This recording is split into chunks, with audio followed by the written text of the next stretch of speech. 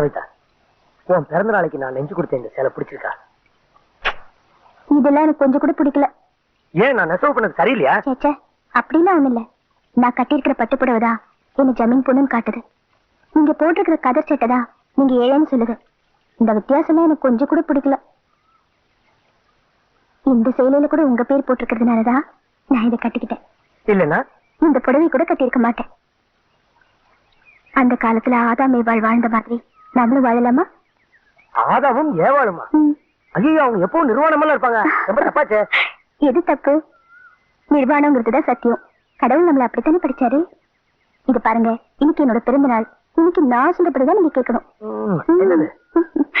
நாமும் ஆதாம் ஏவாள் மாதிரி இந்த கடலை சுத்தி வருவோம். யாராவது பாத்துட்டாங்கன்னா அவங்களும் சுத்தட்டும்.